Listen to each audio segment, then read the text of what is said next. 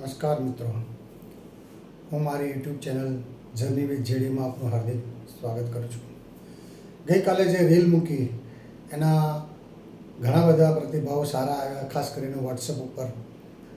તો આપે મારા વિચારોને આવકાર્યો તે બદલ હું તમારો આભાર માનું છું. ફરીથી આજે એ જ અનુસંધાનમાં એક બીજી વાત કરવા જઈ રહ્યો છે. એવી જ એક રીલ બીજી ઇન્સ્ટાગ્રામ ઉપર વારંવાર જોવામાં આવે છે અને એ રીલ છે કે વિશ્વકર્માની પૂજા આપણે કરીએ છીએ અને એ ઓટોમોબાઈલ એન્જિનિયરિંગમાં જર્મની આગળ છે. ગાયને આપણે માતા તરીકે પૂજા કરીએ છીએ અને બેલ્જિયમ જે ખૂબ જ સુંદર દેશ છે, તો એની પાછળનું પણ એક કારણ છે. કારણ બીજું કશું નથી, માત્ર ને માત્ર એક જ છે કે આપણે એક વસ્તુ આજે વિચારવાનો સમય થઈ ગયો છે. આપણે જે માતાને, ગાય માતાને આપણે માતા તરીકે માનીએ છીએ, અથવા તો છેલ્લા ઘણા સમયથી એને રાષ્ટ્રીય પશુ તરીકેનું દરજ્જો આપવા માટેની બી ચળવળ ચાલી રહી છે. આપણે એમાં નથી પડતા.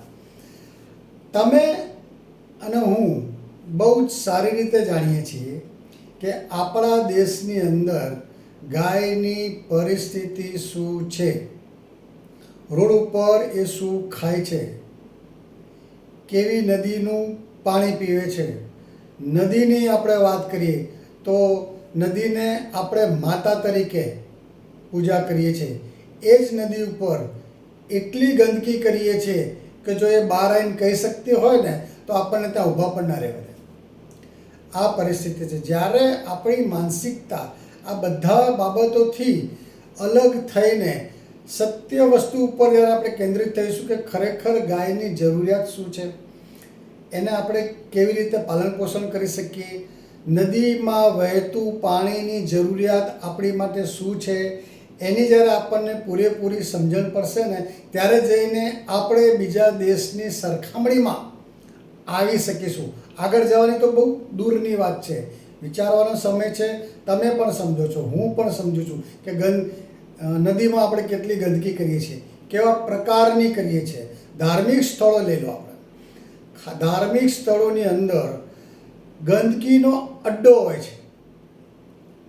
ગુજરાતની જ વાત કરીએ તો ગુજરાતની અંદર ખૂબ સારી જગ્યાઓ છે ફરવા માટે, ખૂબ સારી જગ્યાઓ છે દર્શનાર્થ માટે, દર્શન કરવા માટે. પણ એ જગ્યાઓ પર જ્યારે તમે જાઓ ત્યારે તમને એક વખત મિનિટના 100ના ભાગમાં એક વખત એવો વિચાર આવી જશે કે હું ક્યાં ગંદકીમાં આવ્યો. આ બધી બાબતો જે છે એ વિચારવા જેવી બાબત છે અને એના માટે જ્યારે આપણે વિચારીશું ત્યારે જ આપણે બીજા દેશની હરોળમાં સ્વચ્છતામાં આવી શકીશું, બીજા દેશની હરોળમાં પશુપાલનમાં આવી શકીશું, બીજા દેશની હરોળમાં ખેતીવાડીમાં આવી શકીશું. આગળ જવાની તો વાત છે જ નહીં, આગળ જવા તો બહુ દૂર છે આપણે.